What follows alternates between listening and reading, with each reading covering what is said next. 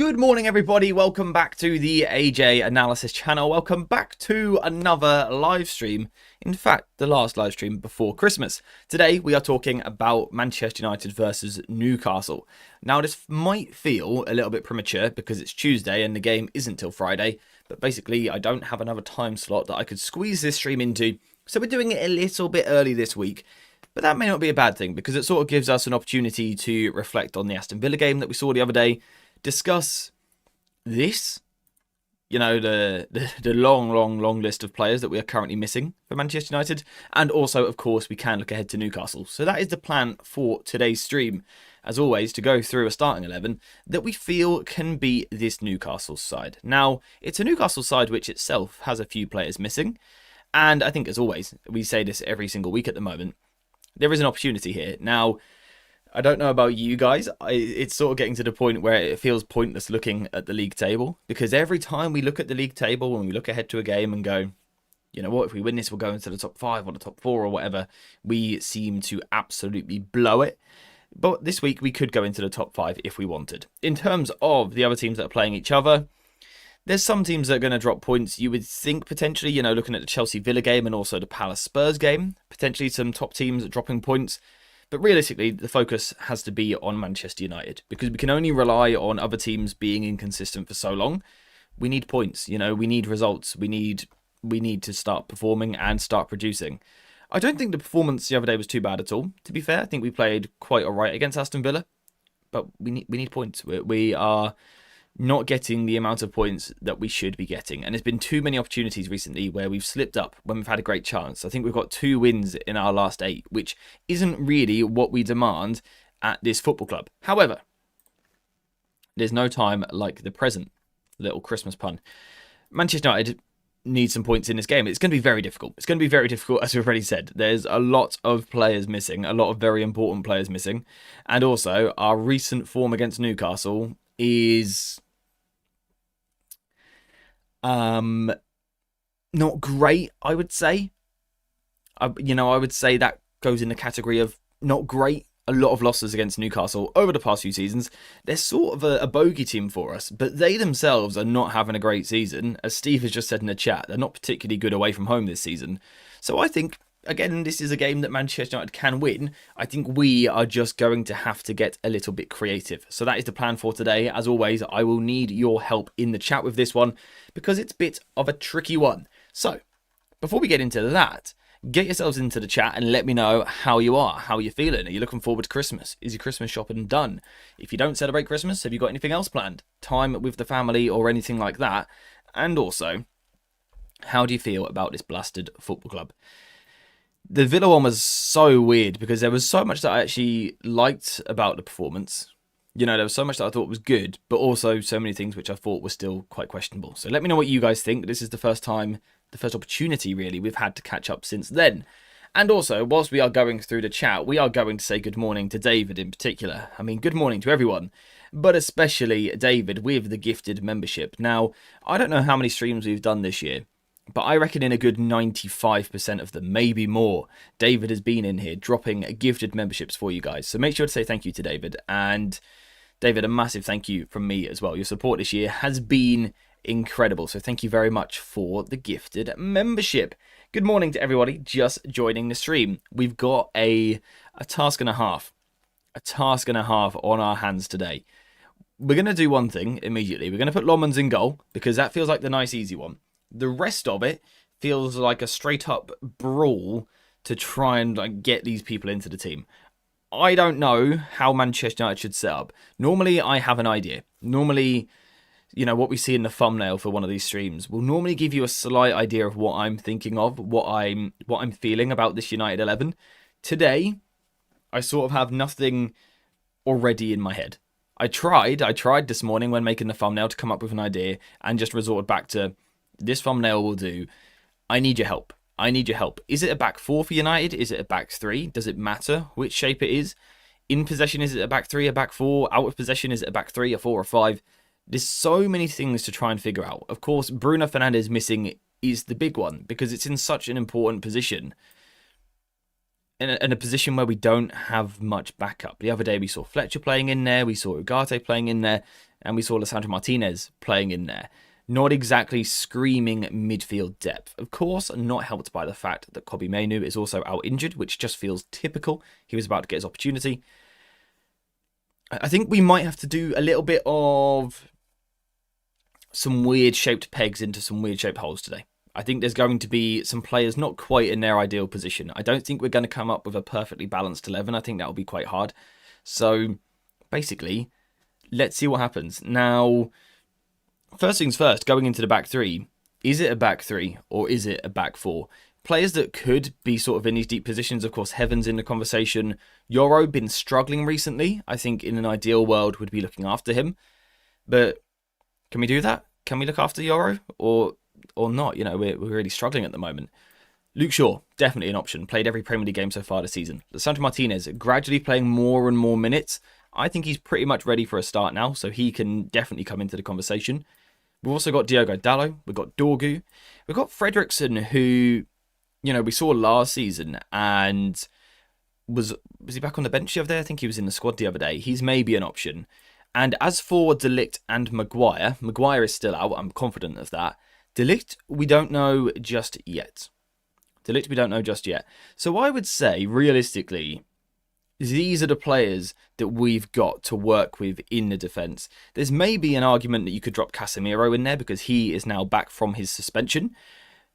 But I probably wouldn't just because we're so light in midfield. So basically, we've got these guys here. How many are there? 6. To try and work into a back 3, maybe a back 4, maybe a back 5. So get yourselves in the chat and start cooking. Ready, steady, cook. Get yourself on it. We've got Lindgren with the 14-month membership. Thank you very much. I did not realise it had been that long. That is legendary behaviour. Thank you very much. Villa game gave me some hope for the next few games. I think this Newcastle one's really difficult, but after that, you look at the fixture run. How many times have we said this? But you look at the fixture run, and the next 3 line up quite nicely.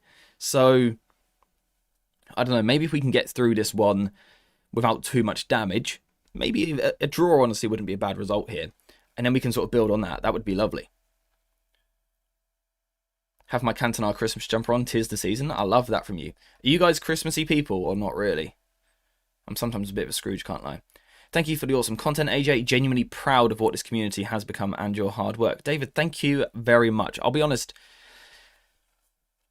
I feel like I've lost my way a little bit with the channel at times this year, which I do apologise for. I'm hoping next year we can sort of knuckle down and get back to it. I mean, there's still been a lot of content on the channel, but I don't know, it just hasn't quite gone the direction that I was hoping from me. You know, that's a me thing. The community, as you say, just incredible. Like, the growth we've seen this year is insane. We've nearly doubled the size of the channel, and so many great new members joining the community, and the people that have been here for a long time as well, just blending beautifully. So I completely agree. The community is definitely something to be proud of. You guys are legends. I love the vid that you did on Licher. Could he be the answer to the midfield for the rest of the season? Well, maybe not even for the rest of the season. Maybe just for the, you know, the short-term future. We might be forced to put him in there. I am going to do a separate video, probably today, looking at some of the midfield solutions, but I dare say we will cover it in this stream as well. I say plonk on a couple of guaranteed starters, then we build around it. The other thing I had wondered about, Steve, is could we do our possession shape and line it up like that? So rather than trying to figure out, are we a back 4, are we a back 3, figure out how we set up in possession, typically, and sort of work in the 11 like that, and then we can figure out if that switches into the back 4. I don't know. That's just something that I sort of had in my mind, but I don't know quite how it would work.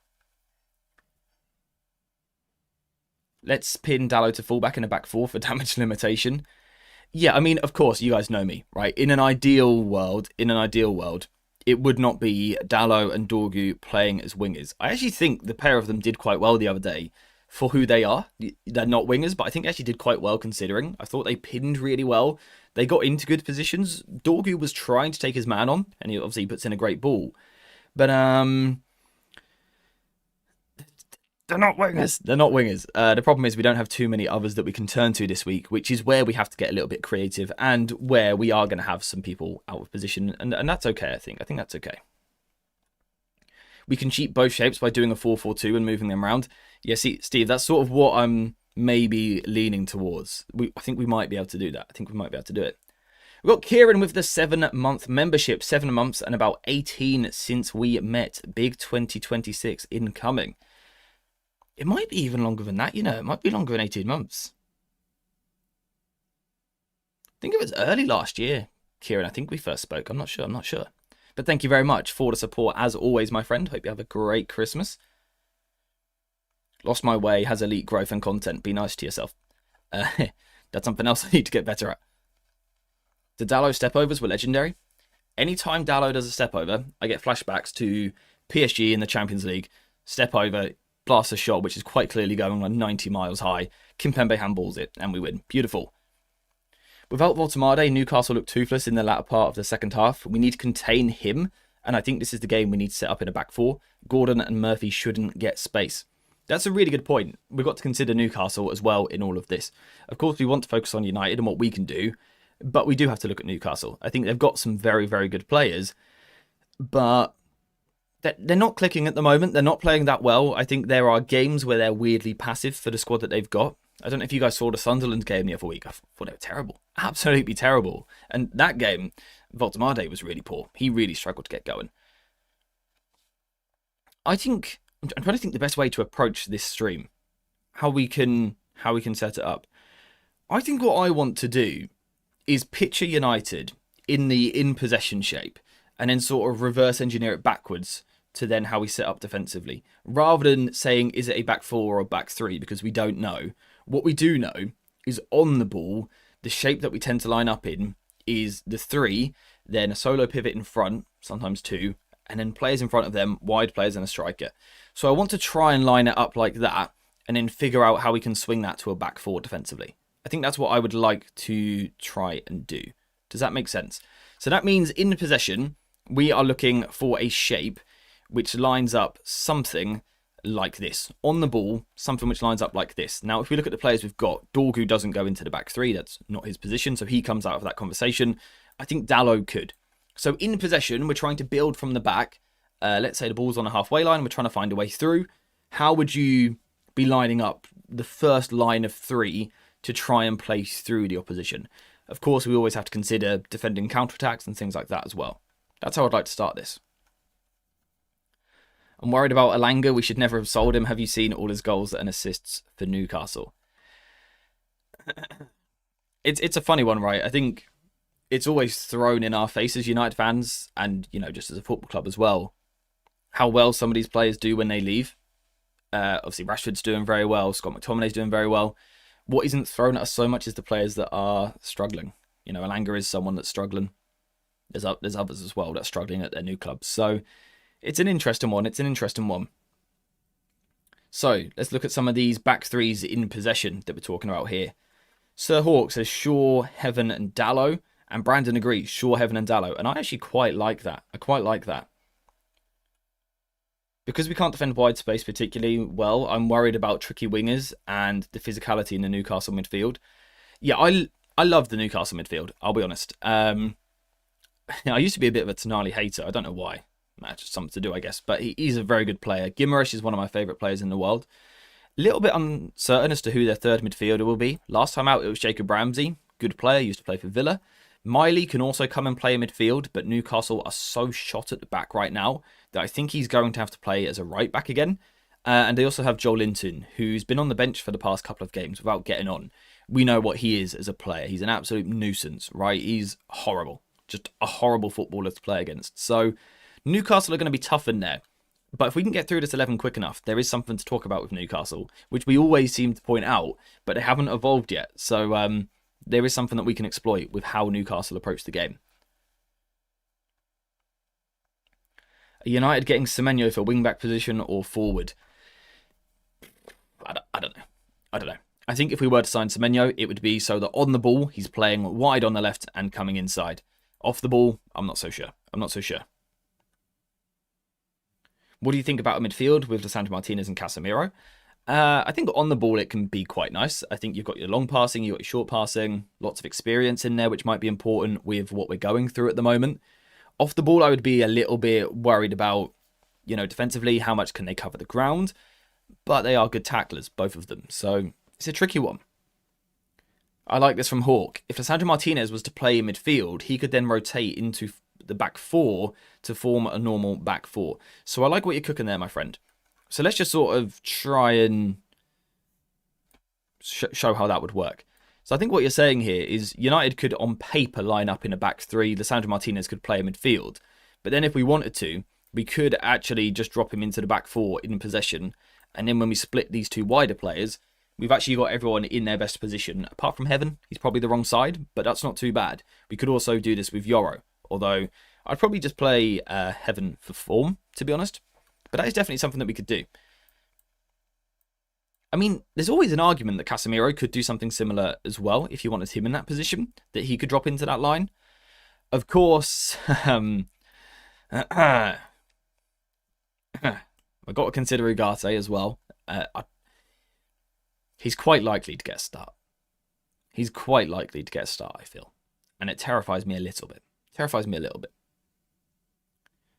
If Dalot goes walkabout in the opposition half again, Yoro/Dalot versus Gordon is going to cost us the same way it did with Rodgers. I'm all for flying wingbacks, but you need the personnel. Yeah, I mean, I said the other day that I like the shapes that we were ending up in the other day. I just thought where players ended up was just stupid, to be honest. It was just daft what we were doing. Like, we had a right back, right mid, and a centre back, right back, with a left back at centre back. We just didn't need to find ourselves in those positions. No one wants Ugarte? Okay. Ruben will just never start a back four.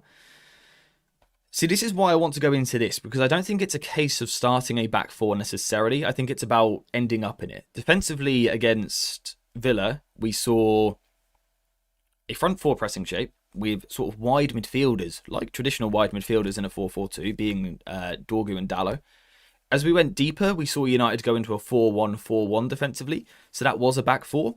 At the moment, the way I view United is that off the ball we defend in a 4, on the ball we play in a 3. That's how I see it at the moment, which is more in keeping with what a lot of teams do. A lot of the drawbacks of the back 3 were never in possession, it was always out of possession. So I actually think Amorim's done a good job of addressing that. We just actually need to find a way of making it work better. But I think it's got more potential. I think the ceiling is higher. I think it'll be Yoro right centre-back, but I low-key want to see Dalot. He could do it. I'm going to sneeze. Am I going to sneeze or are we good? I think we're good.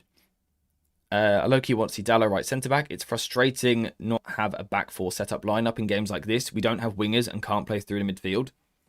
Yeah, I mean, I almost feel that what we need to do with this to sort of get our heads past the structure is actually maybe chuck a load of players on the pitch and then go, I don't like him in there, or I don't want to see him there, he should play there. Okay, let's shift to this shape. That might be easier today, because it's a difficult one. It's basically the reverse of what Pep did with John Stones, starting a back four, then he goes in midfield, then the fullbacks became a back 3. Yeah, exactly. And again, I keep saying this, it's why formation isn't important. It is, of course it is, as a starting point, but it's not the most important thing in the world. I would say at the moment, United defend with a back 4, attack with a back 3. Which is quite similar in theory to what Arsenal do. It's very similar to what City have done for a long time. So, yeah, it's got a lot of potential. And I think the reason why I personally like it more is because if we're defending with a back 4 rather than a 5, it's one player higher, which means we should be better at pressing. I think we've seen an improvement in the pressing recently, but open play, our defence is whack. It's absolutely terrible. I don't know what's going on, to be honest. Anyway,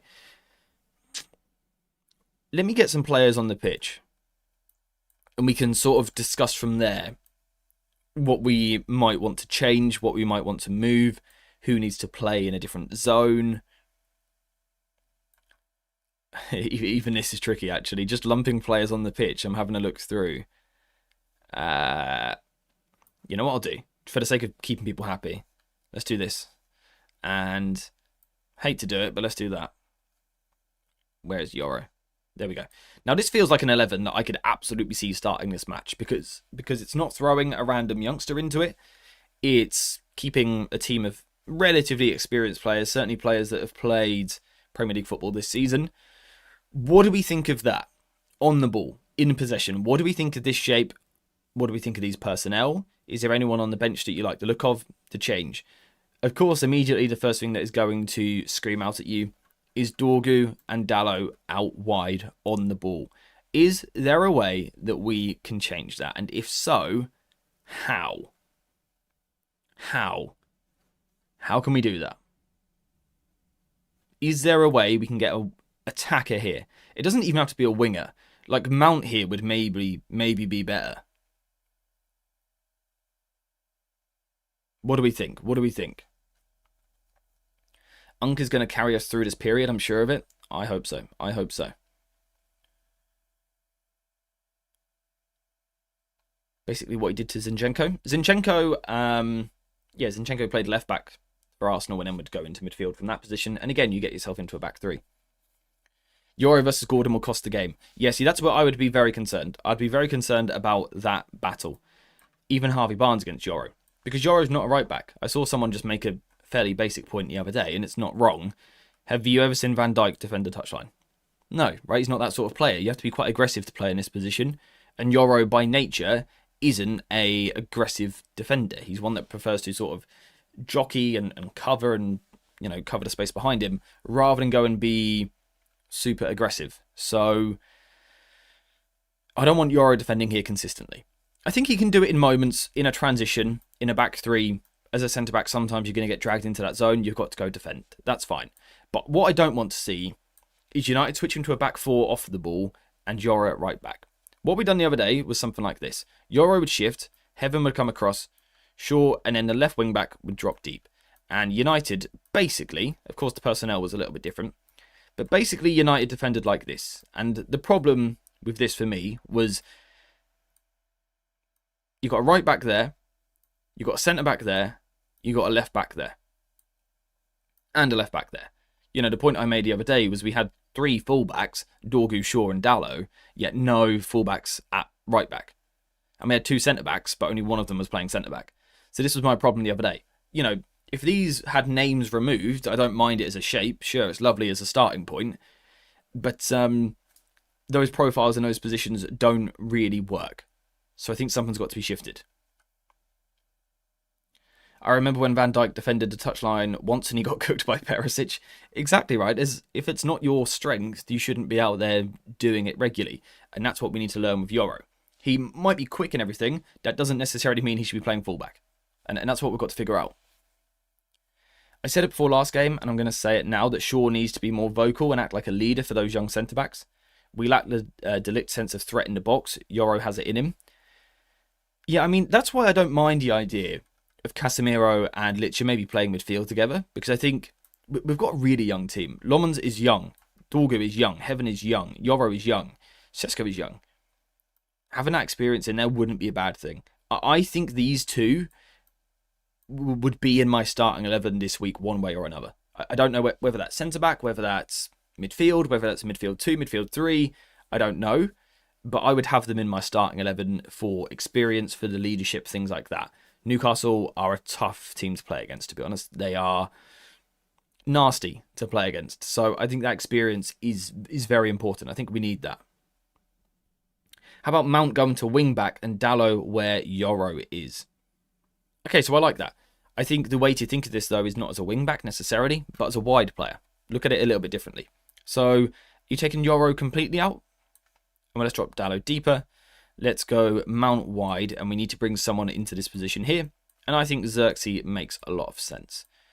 Now, what do we think of this? Now, defensively, that would allow us to go into a 4-4-2. Left back at left back, right back at right back.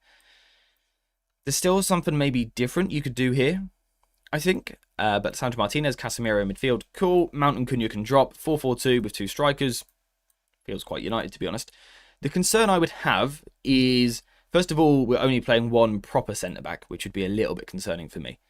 Because the Sandro Martinez, he is a centre-back, but he's not in terms of that big guy, right?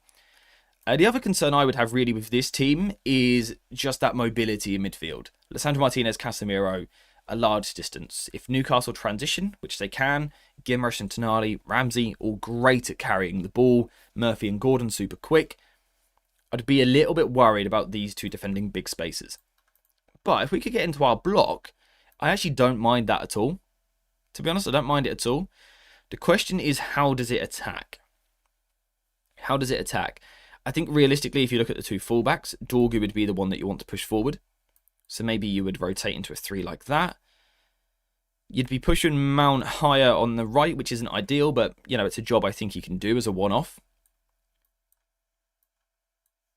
Is that what we would be looking at? What do we think of that? We've got Steve Brooks in the chat with 5 gifted memberships, talking about relentless gifters. Steve Brooks is one of them. Steve, thank you very much, as always, my friend. And guys, you know what to do. Spam love hearts for Steve in the chat for that legendary behavior and his continued support on the channel. It's people like that with the gifted memberships and stuff like that which keeps the channel going. So thank you very, very much. When is the match? The match is on Friday. 2 big fuckers in the box, just cross it. Simple game. I mean, it's 3 of them. They're all fairly big. What would we think of this? Don't forget to like the stream, lads. A good point. If you wouldn't mind, take a moment, leave a like. If you haven't already, subscribe as well. That would really help. Nice little Christmas gift, maybe. That'd be lovely. My mum grew up in England. What time is it now? I'm in America. It is 26 minutes past 11 a.m. What about replacing Xerxes with Ugarte? How would you see that playing out in possession, especially? Now, what I like about what we've got on screen here is that I think you could be quite flexible with your build-up. I think there would be moments where Licha could drop in, Shaw and Dallo could split, and you could almost play as a back 4. I think that would be quite nice to see, to be honest. I think that could work quite well. The only problem is, who's dropping in and providing that support for Casemiro? Now, Cunha and Xerxes can both do it. Of course they can. But I think they're both great as like that 3rd player dropping in. I don't know that they should be a 2nd player dropping in, if you know what I mean. Cunha or Xerxes dropping in like that isn't a replacement for Bruno, which would concern me a little bit. Bruno and Mainu are out, and Ugarte, Casemiro and Martinez as a midfield pivot on Friday might be our best option. It might just be. Why I don't support some of your arguments against Dorgu out wide, blaming Amorim, ? O'Reilly and Nunes stays out wide, and sometimes when City is attacking, it should be interchangeable. That last point, spot on. It should be interchangeable. Absolutely, it should be. I think all systems should have wide players that are sometimes wide, sometimes come inside, and then they go back out wide again, or they might swap wings. Completely agree. Just that point prior to it, I think that's fine to say, right? It's okay to have a fullback out wide. I think it is, if you've got the right fullback for it. For example, you could say Liverpool played with wide fullbacks under Klopp, but it was Andrew Robertson and Trent Alexander-Arnold, 2 incredible players when it comes to delivering into the box. Dorgu isn't that. O'Reilly and Nunes are both technical players.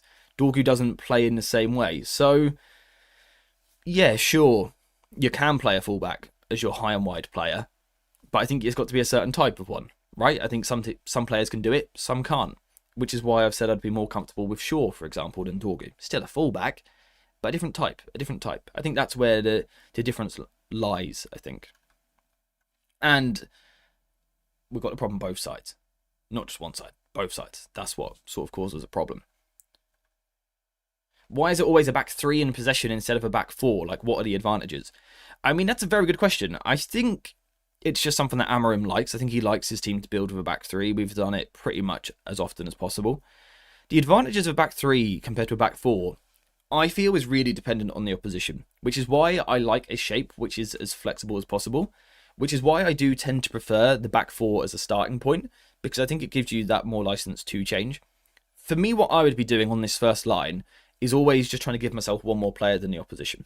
So if the opposition were to drop their wingers really deep like this and play in a 4-5-1, I would only feel the need to build with a 2/4, right? I feel like you could outnumber him like that. If the opposition start pressing with a front 2, like this, that's when I personally would then want that extra player dropping in to give me that extra number. Because it just gives you that ability to sort of link the ball round the back, sort of connect the chain round the back to then find that space on the far side. That's sort of like a basic way that I like to look at it. Try and get that extra number in this position. I don't like being man-to-man in the first phase. I think it's a bit risky. So For me, it's a case of trying to find that extra player. Sometimes you only need 3 to do that. Sometimes you need 4. Sometimes you need 5. That's sort of how I see it. I know Yoro didn't have a good game versus Villa, but there really isn't anyone else. Yoro, Heaven Shaw, and Licha are our only options. And with Licha in midfield, it would let down his confidence. So the other question is, does Lisandro Martinez have to play midfield? There is an Ugarte option. You know, he is a professional footballer that plays for Manchester United. So, you could play him. Where is he? Here he is. You could get him into your team. It probably leaves you with Dallo and Dorgu as your wide players again. I think Xerxes would come out of the team and you'd do something like that. If I had to place a bet on this game, I think it would be... Where's Dallo? I've lost him. Nope, I'm not looking for Dallo. I'm looking for Yor. If I had to place a bet, you know, if someone held a gun to me and had to guess, this is what I would guess the Manchester United team will be. This is what I would guess. And I think defensively, there's a chance it would go into a 5 rather than a 4. Which is something that I don't like so much. Recently, again, as we've said, left wing back drops, others shift across, right centre back goes to right back. Lovely. And then your wide players, Cunha, and then your other wing back drops like this. This is how United have defended recently, or it can be a 4-4-2. I don't think Amorim will make the mistake again of leaving Yoro 1 versus 1 as a fullback for 90 minutes. I don't think he'll do it. So I do wonder if this might be a game where we see more of a return to a defensive 5 and Mount would drop in this side. Something like that. There's even a chance defensively it would go off balance and you sort of become a 5-3-2 with Cunha sort of just teasing that a little bit higher. That's something that you might be looking at. Why don't you have Kobe in your squad? Just because he's injured. He's out injured. I don't think he'll be back in time. Amorim suggested that he's going to be out for a week. And with the game being on Friday, I just don't think he's going to be back in time. It's sort of a guess. If he's an option, yeah, it allows us to shape up a little bit differently. Then why do you blame Amorim for that? That should be a personnel problem. I guess Semenyo will be the one playing the left wing back role soon. What do you think?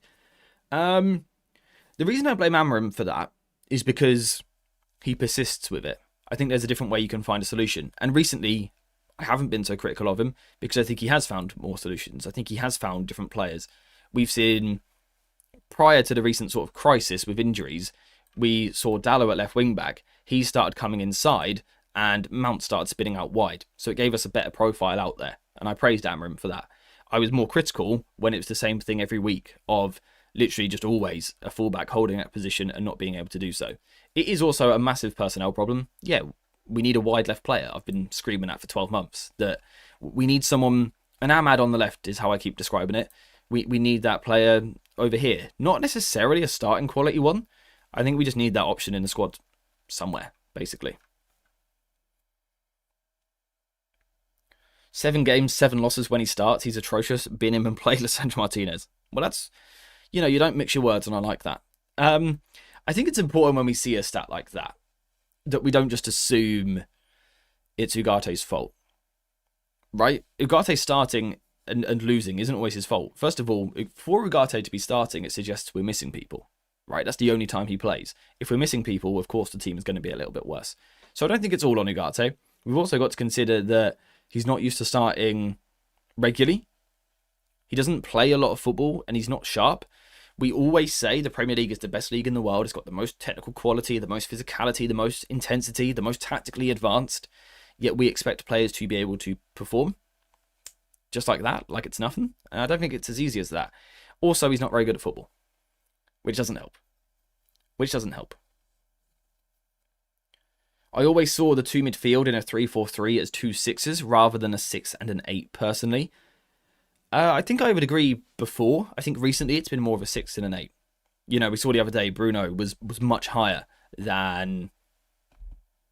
it was Ugarte, wasn't it? Ugarte playing solo. Bruno went really high. So I think it changes depending on the opponent.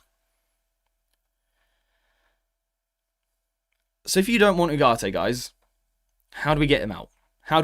Now, obviously, you want to say Fletcher. You do. You want to say Fletcher. I know you do. I don't think it will happen.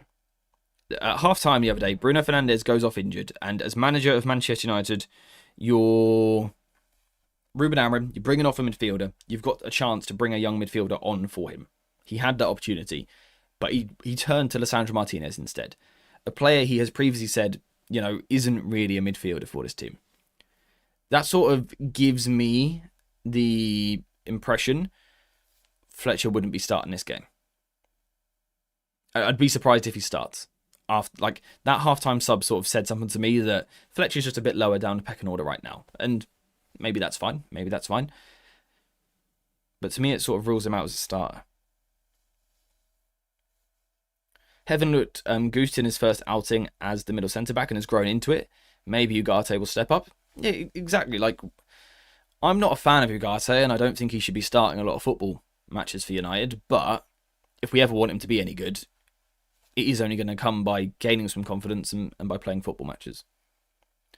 What about Mount and Casemiro as the two in midfield? Now, that is the question. Is that actually a viable solution for us? And also, if it is, what does it mean for the rest of the team? How would the attack set up? You could do it. You could maybe do it, because on the ball, it would give us something similar to what we've seen recently. You'd go into your back three, you'd push your two wide players super high up the pitch, you'd drop Casemiro into a pivot, and you'd push Mount forward between Cunha over here and probably Xerxes, I would assume, at that point. You could maybe do it. The real question is, can Mount go and play in there as much as we want him to? Would Amorim trust him in that position? I'm not sure.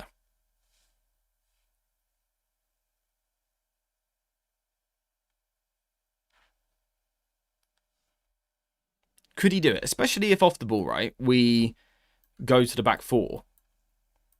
And let's say we go 4-1. I mean, in a 4-1-4-1, you'd think maybe. But you've sort of got Xerxes as a midfielder, which ain't going to happen. So it'd probably be 4-4-2 off the ball. Is that enough? Is that enough, really, is the question. Mount and Bruno have similar work rate? Yeah. I think Mount is also a bit more intelligent with his work rate as well. I think he applies himself more intelligently, almost working smarter. The concern with Mount always is just no manager has ever dared do it and stick with it. Which suggests to me that the managers that are working with him regularly are seeing something which makes them think he's not a midfielder. That he is a higher player. Why is that? What is it? What are we missing as fans that Mount does or doesn't do, which causes managers to sort of rule him out of a midfield role? Because it's been very rare for him to actually play, especially as a deeper midfielder. Ten Hag sort of seemed to sign him with the idea of it, and it never really quite happened because of injuries and form and everything. Why don't we see him in here more regularly? In an England shirt, in a United shirt, in a Chelsea shirt? Why haven't we seen it more if it's an option? What are we missing? Mount in the middle against a Newcastle midfield might be risky with them being so aggressive and him being very injury prone. That's a fair point, although to tell the truth, I think Newcastle are aggressive wherever you play, to be honest, so that may be something you just can't avoid in a game like this. Because I'm trying to think of Mount. I'm trying to think, is it because he gambles too much when he presses? But I don't think he does. And if he does, then Bruno does as well. So I wouldn't say it's that. Is it because he's not over 6 foot and a big, strong guy in midfield? No, because Bruno's not. What is it? What's the difference? Now, I think, Bruno's better on the ball with his passing. Mount's a good passer. He's not bad. But Bruno's next level. The other day he had one leg and was still pinging him left, right and centre. Bruno's different gravy. His pressing is good, but his tackling and physicality might be too soft for that position. But would you say the same about Bruno?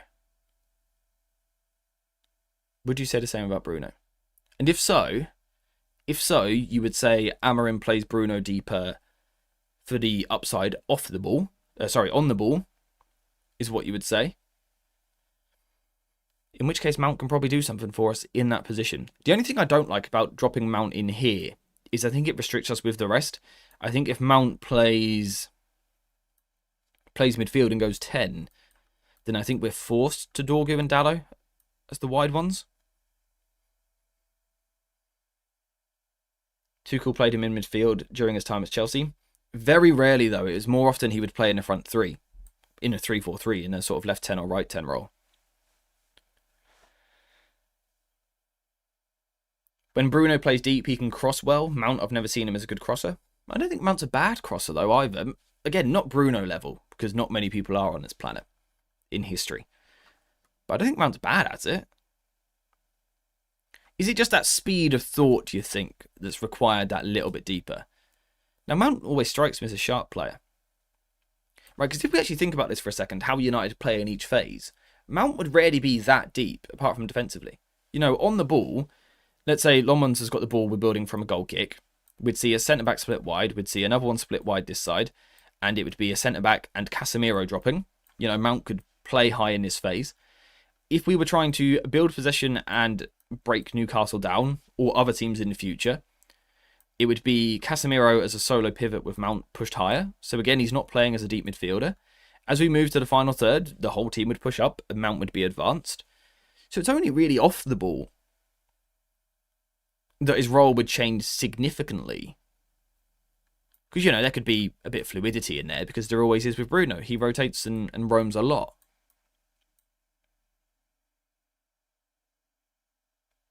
The pressing role, the other day Bruno was sort of in line with Mount. So they played the same pressing role the other day. Is it just when we drop into that block? Is it just when we are in that block we don't like Mount as a double pivot player? It's possible, it's possible. And if so, I guess the question then is it worth the gamble? Is it worth the gamble?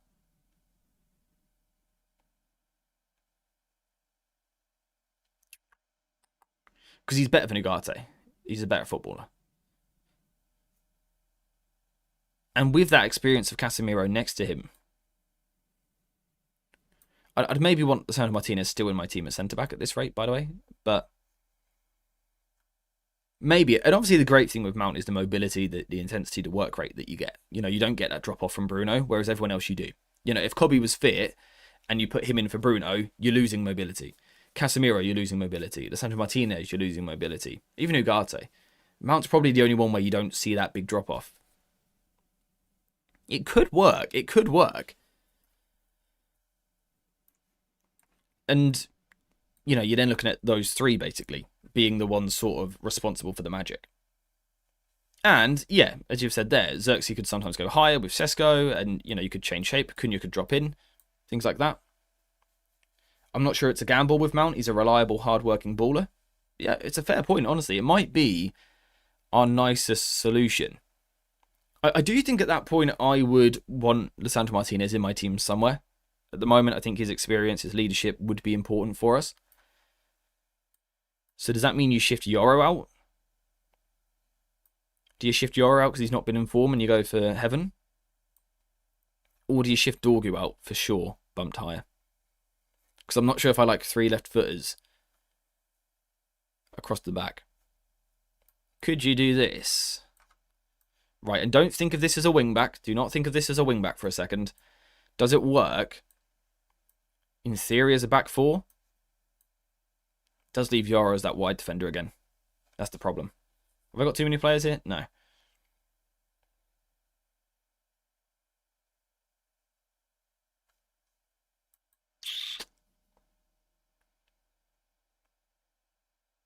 It's weird. I think the game, you know, what we're sort of setting up here, I think it suits Yoro's profile more than Heaven's, but just the form is a massive thing that we have to consider. We have to consider the form. So, which means Heaven plays. It doesn't give us quite as nice a balance. But I think it can work. You know, those three on the ball, the technical quality is ridiculous. It's ridiculous there. It's really nice. Casemiro dropping in front of them. Cunha and Mount sort of rotating ahead of that, with Mount being that one responsible for dropping deeper. Xerxes can do the same. So that's where it can shift. It can be a sort of 3-2-5 here. Or Xerxes can go high, Cunha can drop, and now we've got three in midfield. So I think that works. I think that works quite nicely. It leaves us with Dorgu and Dalot as the wide players. Keep that in mind. Keep that in mind. Dorgu and Dalot are the wide players. Dorgu and Dalot are the wide players. Keep that in your head for 1 second. Now look at how it defends. I mean, it puts us in... if we want to go to the same shape as recently, then it would put us in something like this. Now it does feel as though Heaven is about, 3 postcodes out of position. Is the problem. This is the problem. There's a height problem with Shaw and Santa Martinez versus Voltemade. There is. It's common to have defenders who are all predominantly right-footed. There is no problem with that being left-footed. True. I don't agree that there's no problem with it, though. We see most managers complain when they're all right-footed, so... This doesn't work, does it? This isn't nice. I don't like this at all. I don't like this at all.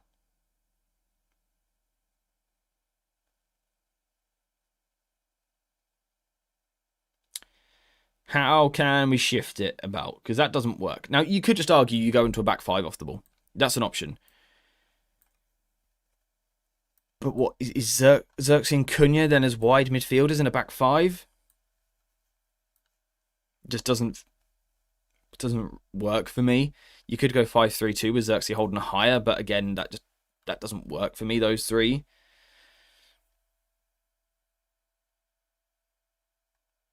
I like it. Gift, yes. Instead of moving Dorgu into the back 4, could we not move Dalot on the right into the back 4 instead? I like it. I like it. So, recently, we've been rotating this way into a back 4, like so. And we end up like this, or maybe like this, because we rotate our left wing back deep, our right wing back high. What if we swing the team the other way? What if Dalot drops deeper? Heaven bumps across, the Sandro Martinez bumps across, Shaw bumps across, and now our left wing back is the one that is jumping. It would push Cunha higher, and yeah, it probably leaves Xerxes out of position. Hey ho, these things happen. These things happen. That feels much nicer. That feels much nicer. Now, Voltemade against any of our centre backs feels scary. Thing to remember is Voltemade is massive, but he's not necessarily a target man. He can do some of it, but he's a bit more Xerxes-like, I would say. A bit better than Xerxes, but he's not sort of a battering ram striker. So maybe you sort of get away with it. Of course, in an ideal world, you want De Ligt, but we don't have De Ligt, so... Or I don't think we do. There's a chance he's fit. There's a chance he is, which changes things massively. Now, the counter-argument I want to make to all of this, and the point about, Dorgu and Dalot often playing wide or whatever. Hawk, yeah. Is this just where you bring in a Lacey or a Mantato in for one of these guys? We've seen now, Dorgu on the ball, we had him left wing, and now off the ball, we've got him left mid. In that case, do you just play a left mid?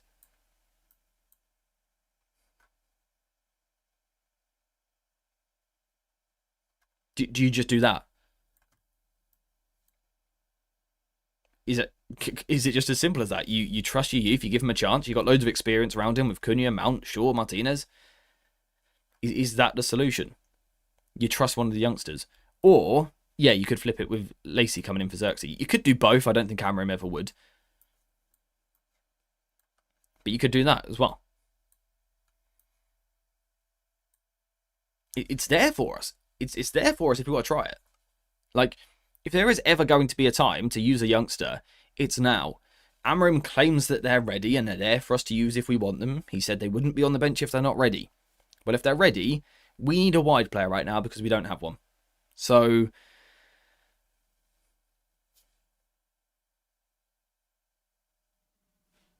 Is it the time? Is it the time? Guys, don't even acknowledge Steve. Don't even give him the satisfaction of acknowledging his existence. Yeah, is that just the solution? Is that just the solution? You trust Lacey. You put him into the team. It's at Old Trafford. I think being a home game helps him. Is this where you put him in and you look after him with experience around him, with Dalot, Casemiro? It's what I would like to see the Manchester United manager doing. It's what I would like to see. In terms of on the ball, if we now look at that again, it can still swing into the back 3. Licha goes... halfway around, sorry. You'd go Licha into the middle. Heaven right, not ideal, but we'll deal with it. Shaw left. Dalot pushes forward. Lacey can come inside. Dorgu pushes forward. It does leave us with Dalot and Dorgu as the wide players. but I think we can rotate with them, and I think defensively it's given us a nicer shape. Could we be bold and, for example, push Lisandro Martinez into midfield from here and bump Mount up one? I'd like to see it. But I would be a little bit surprised if we did it. But I'd like to see it. It gives us a nice solution.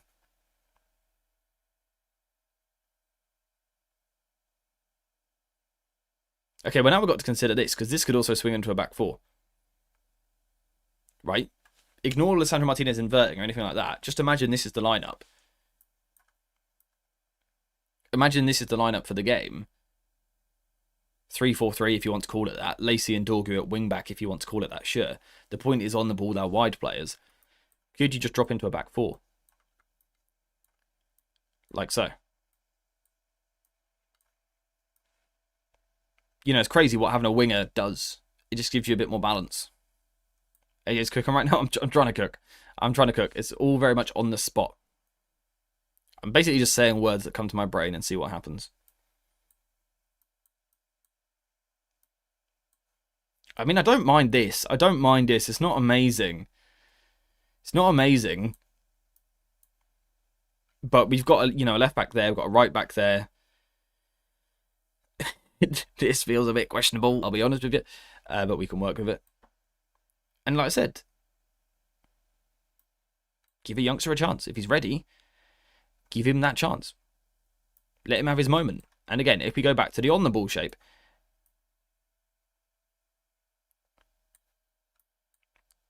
it kind of works.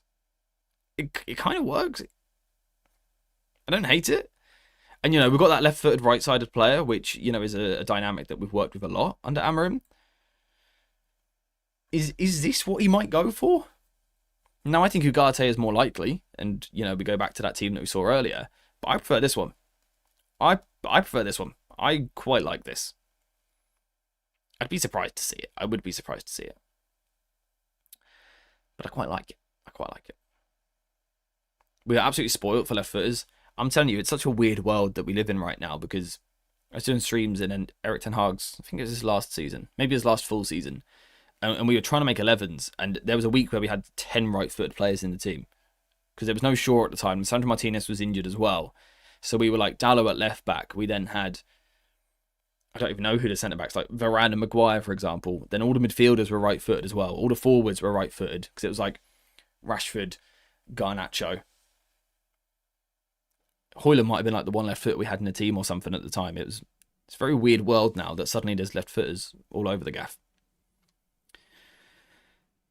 I don't mind that team. I don't mind it. What do we think? We have to press high in this game. We can't allow Newcastle the opportunity to keep swinging crosses into the box. They'll bully us aerially. I think the most important thing would be, if we're going to press in this game, we're decent on the first line of the press anyway, right? We're not bad at that. I think the most important thing would be transitioning backwards, pressing negatively, getting back. So it's one thing, Newcastle play out from the back, they pass the ball there. It's one thing doing that and applying that pressure. It's another when they play a 1-2 and you've got to follow him. I think that's where we're not good enough. One, pressing backwards, and two, finding that next jump from midfield. I think that's what we would need to be really good at. Maybe the best of what we can do, but if we're being critical, it's not a great team. It's not a great team at all. We've got to remember, Bruno is a starter week in, week out. De Ligt is, Ahmad is, and Bumo is. So that's 4 starters. That is 4 guaranteed starters not in the team. Mazraoui is always in contention for our starting 11 when he's fit. So that's arguably 5. And then Cobby and Harry Maguire are players. Maguire comes in for certain games as a starter, and Cobby is one that we always ask for. So there's an argument that this is, 7 starters missing. Certainly 7 very important players missing. We're going to end up with a questionable team, no matter what. We're going to end up with a questionable team. Most important thing is stopping Gordon on transitions. See, this is why I like this back 3, because it does give us the 2 fullbacks wide to deal with Murphy and Gordon, who are probably their biggest sort of 1-versus-1 threats. I don't mind it. Just trying to think of how it would maybe press. Actually, no, that's not what I want to focus on. I want to comment on Newcastle's defensive setup. Now, I get a feeling Newcastle might come and be really aggressive. They might come and be really aggressive. We've seen it in big Champions League games under Eddie Howe. He's a very good manager when it comes to getting his team in the man-to-man press. They're very good physically. They're insane, very well off.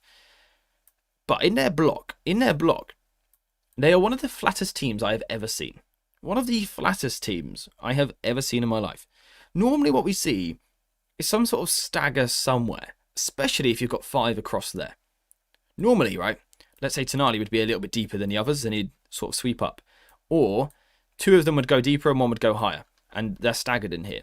Newcastle play with one of the flattest midfields I've ever seen in my life. And don't always get pressure on the ball in this moment. This is where I think Cunha and Mount, with Licher in midfield, if he was to play there, I think his ability to find those passes in, plus Heaven, to be honest, and Casemiro, and arguably even Dalot and Shaw as the wide centre-backs, they're the gaps I'd be looking for. Sort of pinning with our wide players, whoever that may be, and then trying to access these zones is what I would be looking for in this game. And honestly, I think this 5 gives us potential to do that, especially because sometimes, Lisandro Martinez could drop deeper, which might just pull someone out of position a little bit more as he rotates down. That's the gap we've got to try and find.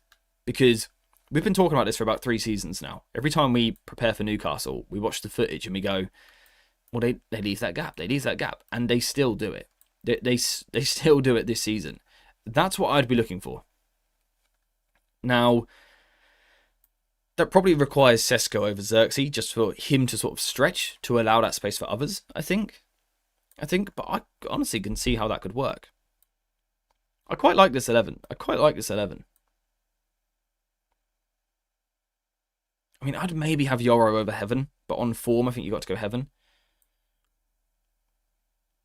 I don't mind his team. I mean, those 2 as a midfield 2 terrifies me, just because of mobility, ground coverage against a team like Newcastle. It's insane. Maybe with Licher in there, he brings you that element of control, so it removes the rugged nature of the game. It's less end-to-end, it's less combative. If Lisandro Martinez is sort of like controlling the tempo more, maybe that's the way to do it. Don't try and out-physical them, try and out-technical them. That might be the play. If we stuck Lisandro Martinez onto Guimaraes and told him to disrupt his play, it would stop 100% of their play. The question would be sort of physically, can he keep doing that? Can he do that? And if so, for how long? But maybe you play him for 60 and then you get Fletcher on for him. Or Ugarte on for him. I don't mind this. I'm not over the moon about Lisandro Martinez midfield. But I think there's ways we can make it work.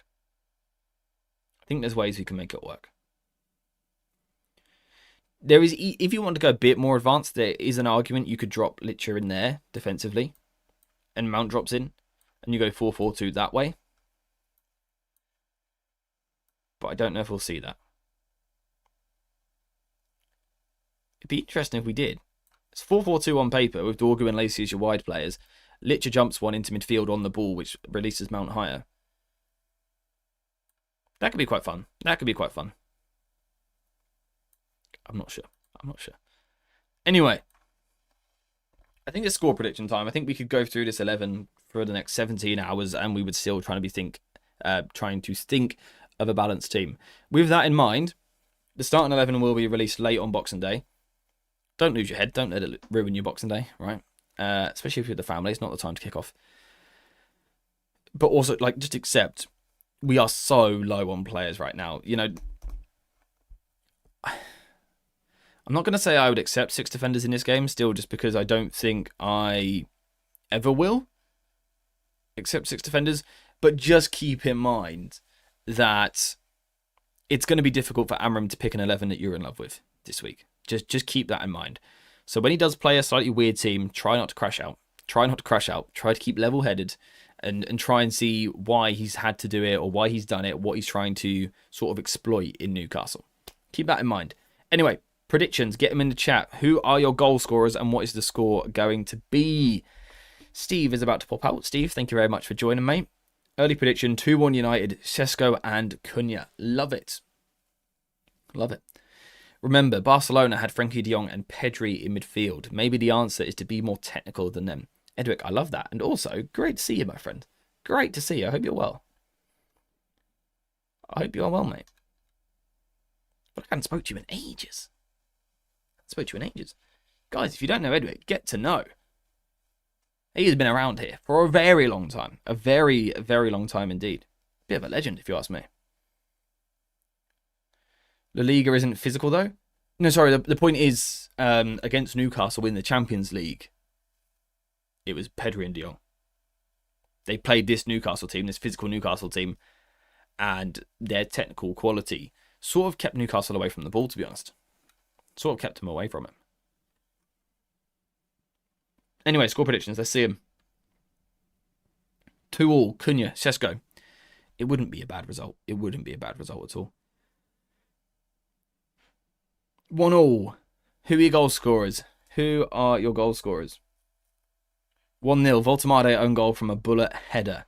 Yes, please. Yes, please. My title rival in my FPL league, I think, still has Voltemade, so I could do with another own goal from him. 2-1 United. Cunha and Casemiro scoring, and then Gordon for Newcastle. 1-1. Guys, when you do your predictions, make sure to get some goal scorers with it as well to let me know what you're thinking. I'll also give you mine. Now, I'm always going to predict minimum of a draw for United because I am that guy. I'm going to go for... I think I'm also feeling the 2-1 to United, with goals from Tonali for Newcastle and Cunha and Sesko for Manchester United. 2-1. Callum says 3-0. A brace from Cunha and a goal from Sesko. I think it's time for Cunha to really step up. He's been good in the past few games, to be honest. I think he has levelled up and is now providing a great goal threat as well. With the big names missing, this is his time to be him. You know, be the main man, be the main character. So I'm hoping for a big performance from him. Been super busy, have been watching, just not messaging long. That's completely fair enough, mate. Just good to see you in the chat. It's good to see you. Hope you've been well. We need defenders scoring some to fill up the lack of goals. See, this is the annoying thing. Normally, like when your team collapses, we'd be going, at least we got our set piece threat. At least we got that. But we also lost Bruno's delivery and Bumo's delivery and Ahmad's delivery on set pieces. And we've lost De Ligt, who was doing so well. Last game, we didn't have Casemiro. So, yeah. Even our set piece threat has sort of been hammered by all of the injuries and AFCON as well. 1-1, Yoro own goal and a goal from Cunha. This is going to be tough. Sesko header, Bruno penalty, 2-2, Gordon double. 2-1 is the most said prediction at this point. Yeah, I think so. I think 2-1 is right. Is that easy prediction to go for, where you want to back your team, but you're not that confident. So you go, I think we'll beat them by 1, and we probably won't score 3. So it's got to be 2-1, right? It's sort of how that goes. It's sort of how it goes. 3-1 United. I like that. Cunha, Lacey, Sesko. That would be amazing. I would be a happy fella if those 3 were to score. Cunha thrives when he is asked to be the saviour. Exactly. I think this is his time to step up. And who knows, maybe we get a late Christmas present, late on Boxing Day. Is there a slight chance No, we can't get top 4. Unless we win by 9, which I think is a little bit unlikely. Top 5 is doable. Who do Liverpool play? Wolves. Okay. So maybe we climb into the top 6. Maybe we climb into the top 6. Mount can take corners and Cunha and Shaw would be great on free kicks. Yeah, of course. We've got other good players, but it's just not the same. We finally sort of settled on a good set-piece routine that was working well, and we've sort of lost some of the key components. Like I said, no De Ligt or Casemiro last game, the 2 players we aimed for. So, yeah, we're wounded on that front as well. We're wounded on pretty much every front. The form isn't good. 2 wins in 8 games. Players missing left, right, and centre. Gaps defensively. And we're playing against a team who always beat us. Always tend to, anyway. which is why I think United will win, because football has this weird way of working where when you least expect a team to win, they pull one out of nowhere. And I think that's what United are going to do in a few days' time. But that is that, really, for today. I think we have covered everything that I wanted to discuss. It's been a tricky one. Trying to find a balanced 11 is pretty much mission impossible. I quite like the team that we've ended up with. I quite like it. Partly because it's got someone like Lacey in there, but I also think there's some balance. So I quite like the team. And I got that little bit of hope in me for a result. I'm nervous about the game, but I'm hopeful for it. So we are going to wrap the stream up there because I think that is job done for today. Now, as I said right at the start, this is the last stream before Christmas. There will be a video out today. There will also be a video out tomorrow on the 24th. There will then be no video on the 25th or the 26th for obvious reasons because of Christmas. And then we will be back first thing on the 27th, breaking down, hopefully, how United beat Newcastle. Josh, this is bad timing, my friend. The next stream will be a week today, I think. I think we will stream next Tuesday looking at the Wolves game. I think that is the plan. So, still lots of content coming. We're going to take a slight break, 2-day break over Christmas. But apart from that, videos constantly. But yeah, I think that is everything. I hope you all have an amazing Christmas. Like I said, the content will keep coming. But I hope you have a brilliant, brilliant Christmas and a Boxing Day as well. If you don't celebrate Christmas, I still hope you have a lovely time. Maybe it's an opportunity to catch up with friends and family or just see someone you haven't seen for a while. So I think it's a good time of the year to celebrate and catch up with your loved ones. So I hope you all have an amazing time. Thank you very much for your support leading up to this point. Hopefully, against Newcastle, United are going to give us something to celebrate. A lovely little bonus Christmas present. If not, then I dare say we will be in the Discord server late on Boxing Day, crashing out. If you want to join the Discord server, the link is in the description. But hopefully the boys are going to give us a big win because it would be absolutely lovely. But yes, that is all. Videos will continue, but there is no stream now for 1 week. So, yeah, we're going to stop there. Thank you very much for watching. As always, I will see you in the next one, and I hope you have an amazing Christmas